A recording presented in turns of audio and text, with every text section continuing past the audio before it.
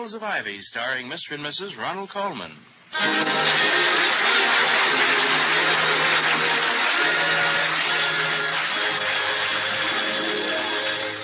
Good evening. This is Ronald Colman. And Benita Colman. Inviting you to join us again on the campus of Ivy College. And now, the Halls of Ivy.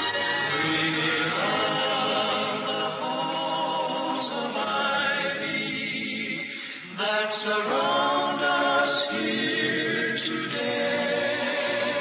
Welcome again to Ivy. Ivy College, that is, in the town of Ivy, USA. There's a contagious disease spreading around the college these days, and you don't have to be a doctor to recognize the symptoms. The wandering eye, the listless manner, and the unwonted eagerness and rejoicing with which the dismissal bell is greeted. All these are the signs of spring fever. And no one at Ivy seems to have escaped the affliction, least of all Dr. William Todhunter Hall, the president, and his wife Victoria, who are taking an afternoon stroll through the campus. Vicky, if I'm called upon to justify my absence from presidential duties this afternoon, I hope I can do so with dignity and logic. Oh, go on. I guess even a college president can play hockey now and then if he wants to. Hooky, my love. The word is hooky. Hockey is a sport usually played on ice. Oh, ever play it? Hooky? No, hockey. Oh, yeah. In my junior and senior years here at Ivy, I played goalie. Same time as you played hockey? My, you're busy, weren't you? No. A goalie is a hockey player. He guards the goal, which is a sort of a cage on a steel frame. One year, we took our paraphernalia over to Newcastle College because they were short of equipment. The papers made quite a to-do about our carrying goals to Newcastle. Oh, yeah, Newcastle. Yeah, likely story. Well, if you're caught, I'll tell them you were running a few degrees of spring fever and had to get some fresh air. Yes, in these vernal seasons of the year, as John Milton said, when the air is calm and pleasant, it were an injury and sullenness against nature not to go out and see her riches and partake in her rejoicing. I somehow can't think of Milton rejoicing. I just think of him as a melancholy fellow who lost his paradise. But he regained it, you remember. I think his publishers demanded a cheerful sequel. No, I think maybe 20th Century Fox made him an offer if he'd fixed it up with a box office ending. In that case, it would have been 17th Century Fox. Oh, yes. But why are you staring at Emerson Hall, Vicky? And not that I hold any brief for it as an academic Taj Mahal. Yeah, but I always wanted to ask you, what was that odd little balcony above the entrance for? Well, that, my love, is known as Applegate's Folly. It was originally designed by Applegate as a niche to hold a statue. But a great controversy arose as to whose statue. Partisans fought for such favorites as Socrates, Copernicus, Elbert Hubbard, and Ulysses S. Grant. Who won, Stonewall Jackson? No, a compromise was finally achieved in the person of Wilbur Bessemer, the then president of Ivy, and literally a stout fellow. But then it was discovered that the niche was too narrow. Either Bessemer would have to go on a drastic diet, or they would have to settle for someone tall and lean, like Abraham Lincoln. But since Lincoln was already mounted in the foyer of Emerson Hall, the plan was abandoned. Yeah, I know I'm going to regret this, but why didn't somebody think of putting Emerson in Emerson Hall? Oh, they did. Oh, yes. But Emerson's statue had already been installed in Hawthorne Hall. No, don't ask me why. No, I don't know. Yeah, well, anyway, that I understand completely. Now, my Aunt Edith always kept the pepper in the salt cellar. Yes, well, that's a parallel case. Yes. Let's cut across here, darling, and go home by way of the horticultural building. Oh, it smells so good over there. Maybe I can beg a handful of jonquils for the living room. Splendid idea, Vicky. A little floral decoration. Hello, Miss Hall. Hiya, Doc. Hello, Grogan. Pull over to the curb and shut your motor off a minute, will you?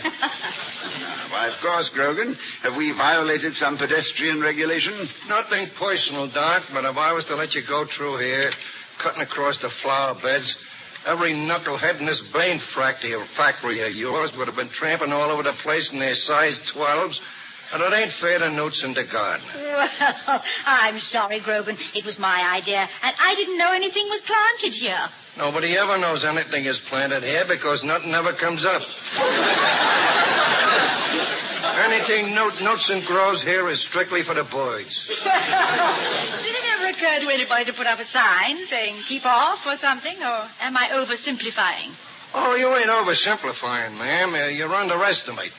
Underestimating what, Grogan? Well, the talent these kids around here got for larceny.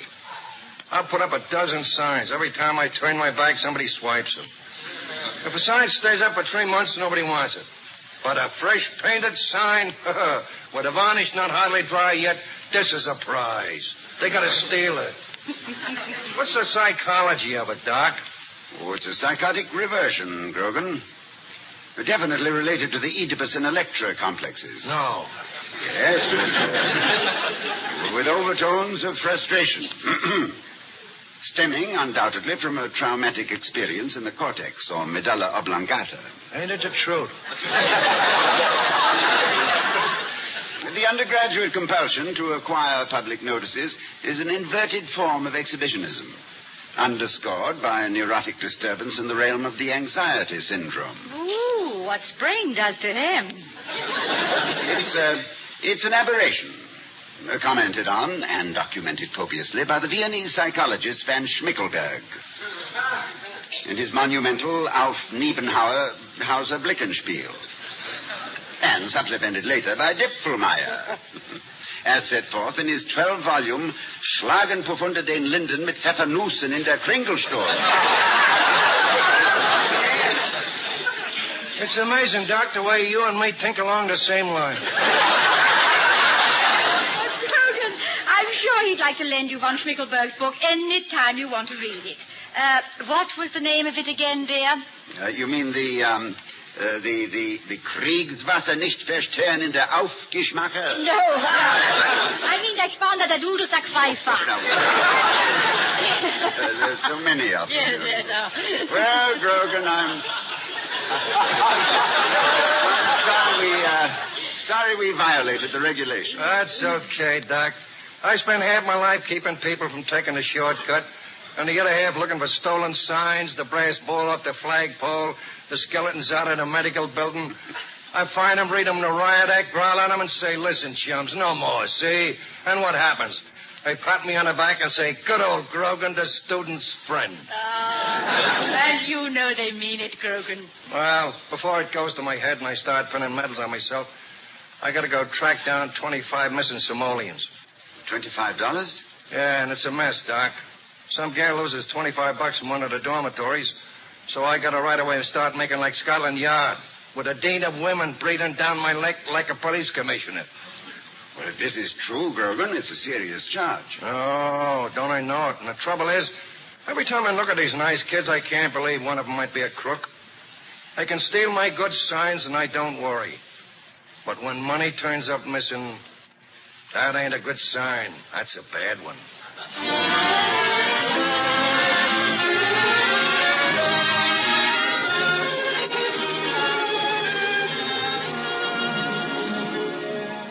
Darling, it's nearly 5. Aren't you about through for the day? One more appointment, Vicky. Dean Huxley called, and she's sending one of her young charges over to see me. Oh, dear. Some co-ed out late again without a pass, I suppose. No. This is one of our most exemplary students, Eleanor Joyce. Eleanor? Oh, she's one of the bright and busy ones. I don't know how she finds the time. She's on half the student committees this year. Yes, but why does she want to resign from the most important of all of them, the Student Judiciary Council? Yeah? Maybe she flipped her lid. Flipped her lid. It's a slang expression. I know, dear, but it was not originally a slang expression. No, it derives from our American Revolution. Really? A soldier from a New Hampshire regiment named Philip Lyd. Philip O. Lyd, to be exact. He was in the habit of going all to pieces at the first rattle of musketry. So, doing a Philip O. Lyd soon became a New England expression. And by 1800 had become corrupted to flip the lid.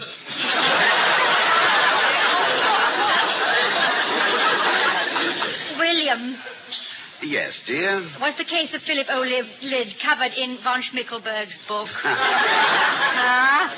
So, Victoria, my love, you are becoming much too perceptive. Yes. Yes, I can see. I shall have that to... must be Eleanor, Toddy. As von Schmickelberg would say, ich will der Dog getten.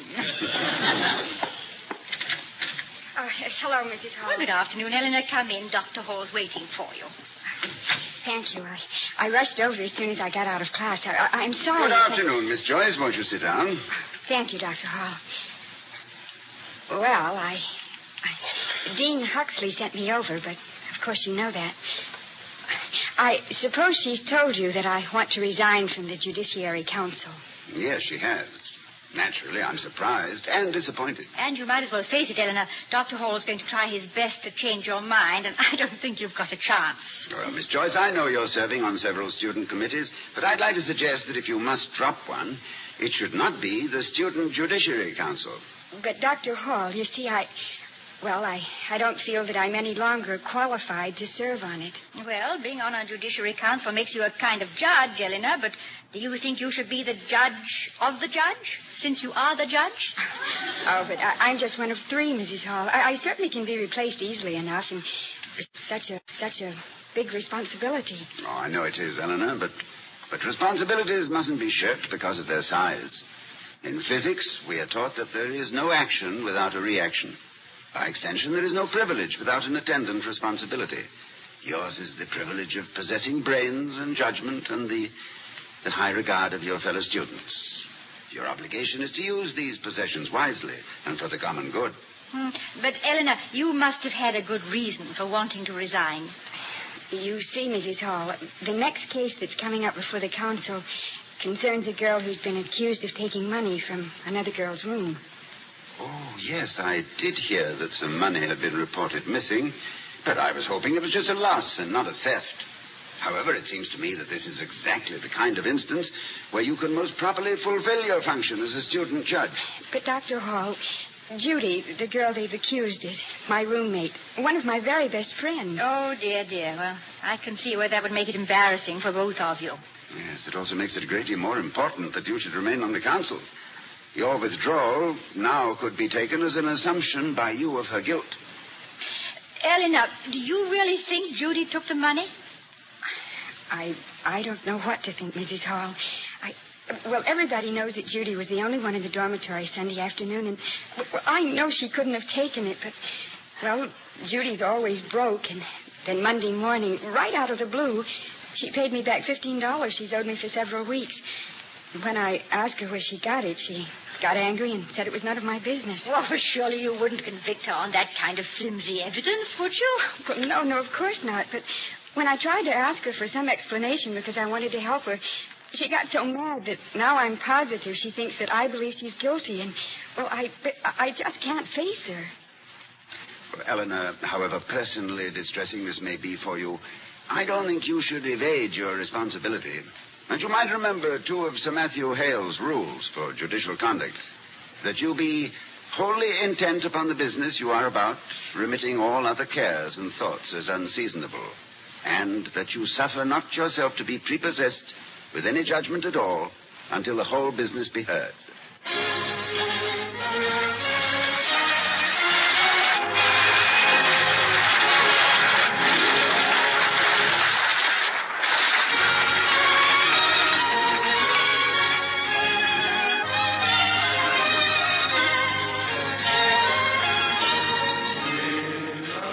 Voice of America is bringing you this presentation of The Halls of Ivy, starring Mr. and Mrs. Ronald Colman. And now to return to the Halls of Ivy. It's the following morning, and Victoria Hall is reading the newspaper while Dr. Hall, after many interruptions, is trying to concentrate on a long and complicated financial report. Now, let me see. Installing sump pump in basement of William Wellman Hall. Installing a what, Toddy? A sump pump. And for $1,450. It's outrageous. I think, not knowing exactly how much one should pay for a sump pump. Well, maybe some sump pumps come to a bigger sum than other sump pumps. Well, Incidentally, what exactly is a sump pump? Yeah, and please don't refer me to that Viennese authority von Schmickelberg. No. A sump pump, my love, is a pump installed in a sump. A sump is a pit or reservoir. Now, if I can have a moment's quiet, it seems to me that $1,450. Oh, I'm so what sorry. happened? I'm sorry. I thought I'd take the receiver off the hook so the phone wouldn't ring and disturb you while you were working, and I dropped the telephone. Well, thank you just the same. Now, let me see. For $1,450 for installing the sump. Well, what's that? Oh, it's just the vacuum cleaner, dear. I'll get Louisa to turn it right on. Oh, it's inevitable. Louisa has an infallible sense of timing. Whenever I have work requiring concentration, this and no other is the time for vacuum cleaning. I know that some people would enshrine the man who invented the vacuum cleaner among the immortals. But I, who ask only for one little moment of cloistered quiet... Oh, darling, Louisa must have heard you. She's turned it off. When you think that for the sake of a speck or two of dust, you endanger the delicate tissues of our neural system, and when you consider that $1,450 for the sump pump plus $648. Yeah, well, it's all right. Louisa will answer the door. $1,450. No. Oh, no. I've been looking at the wrong figure. I'm over here, darling. Yes, I see. Oh, I see. I don't add the $1,450. That's included. Oh, dear. Come in, Louisa. Excuse me, Dr. Hall. The mayor's here. Mrs. Hall, I put it in the icebox. Yeah, well, thank you so much, Louisa. It's very thoughtful of you, and I'm glad you told me. I know you don't like me to, Dr. Hall, but it was turning green. But what can you expect when you've had it since Christmas? Well, if I've had it since Christmas, Louisa, you might just as well throw it out. It's even too late to reply by telegram. That's the funniest thing I ever heard, Dr. Hall. They say that sometimes when cheese gets old, it smells so strong it can walk away by itself. But I never knew it could walk as far as the telegraph office. Oh, it's the cheese you put in the icebox, not the mail. That's what I said, Mrs. Hall. Oh. Now, what did I do with the mail? Well, what's that peeping out of your apron pocket? Oh, my. Here you are, Dr. Hall. Here's the mail. Thank you, Louisa. And, Mrs. Hall, I'll just have to sweep today. Well, got my work to do. Must have been a hairpin. Now, how does a hairpin make a cheese turn green? Yeah, well, it's a good question, and I have a silly answer. The hairpin was caught in the vacuum cleaner, darling, and that's why it stopped so suddenly. Oh, hairpins. Yes, I must remember that. In the future, when I want quiet, I shall tiptoe out and silently strew hairpins all around. Yes, and just as silently pay the repair bills, I'm sure. Any mail for me? Vicky, look at this. $25. Oh, Toddy, you won something. Have you been sending in box tops again? Huh? Trying to win a little dandy space patrol disintegrator with a built-in rocket signal? No, listen to the note with it. I'm sorry I caused such trouble. Judy Buckley didn't steal the money. I did. I just wanted to borrow it. But since there's been so much fuss, I am returning it. I hope this clears up everything without any further trouble for her. Naturally, it's unsigned. Well, good for Miss Unsigned. That gets Eleanor out of her dilemma. Yes, but it poses a dilemma for me. What about Miss Anonymous? Since she's returned the money, am I just to accept her explanation? Or am I to try and find out her identity? I think I'd better call Dean Huxley about this right away. Yes, and Eleanor, too. She'll be delighted. But, darling, first of all, you'd better get in touch with Grogan and tell him to call off his bloodhound. Yes.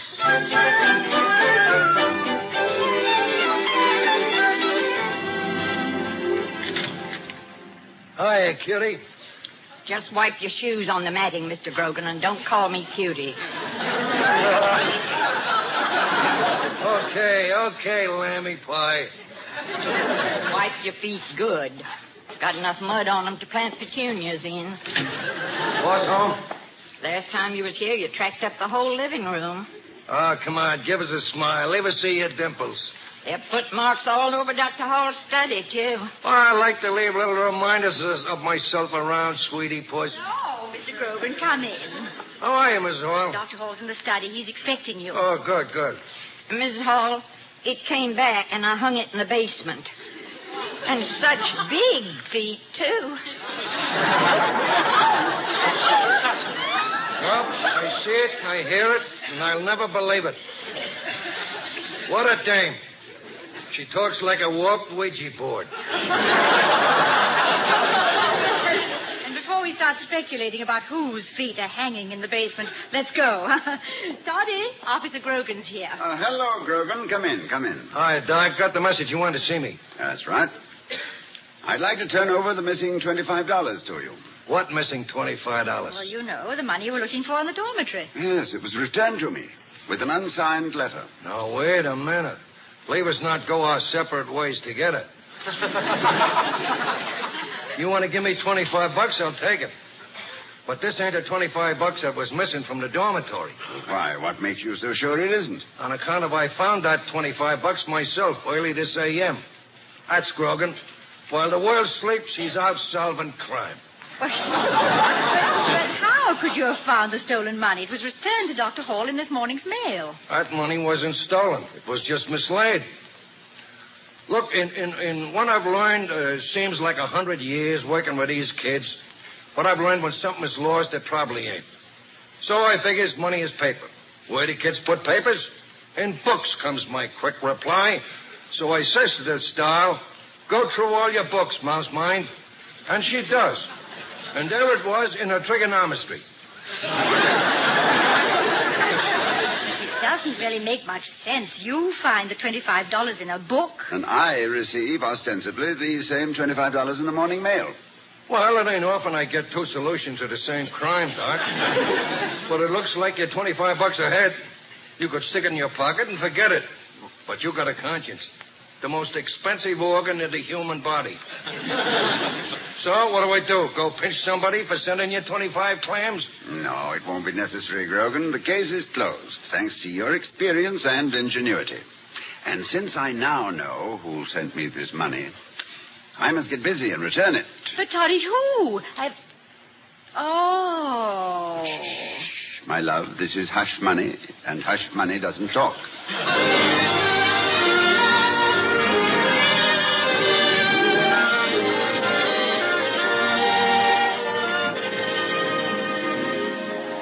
I sent for you, Eleanor, because I knew you'd be glad to hear that your friend Judy's innocence has been completely established. Oh, it has? Well, that's wonderful, Dr. Hall. Yes, Officer Grogan was just here and told us the good news. Officer Grogan? But what did he have?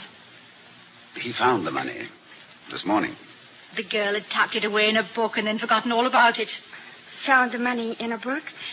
Oh, but that's not... Yes, it wasn't stolen at all, Eleanor. Oh, then... Oh, Dr. Hall, but I... Oh, dear. I also wanted to see you because I have something to return to you. Something I received in the mail this morning. $25. It's yours, isn't it, Eleanor? Yes, it is, Dr. Hall. I was very stupid, wasn't I? Oh, I would rather call it a little impulsive and premature, Eleanor. You didn't give your friend Judy a chance. No wonder she was furious with me. I don't blame her. I'm furious with myself. Well, fortunately, Eleanor, nobody is guilty and nobody has to stand trial. You weren't aware of it, but you were compounding a felony that never existed. Even if you had shifted the finger of accusation from your friend, suspicion would still have remained very much alive in your own mind. And if Mr. Grogan hadn't solved the mystery, you would have left everybody wondering who took some money that was never stolen.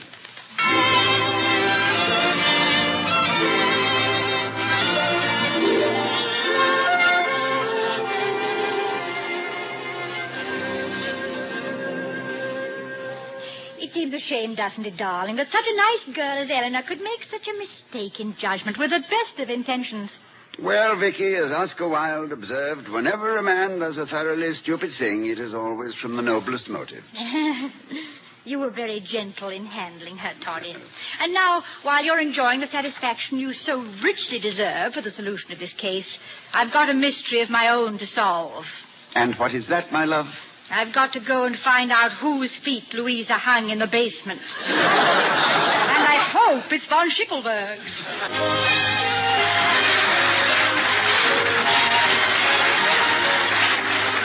We'll be seeing you next week at this same time at the Halls of Ivy, starring Mr. and Mrs. Ronald Colman. Oh, we love the halls of ivy that surround us.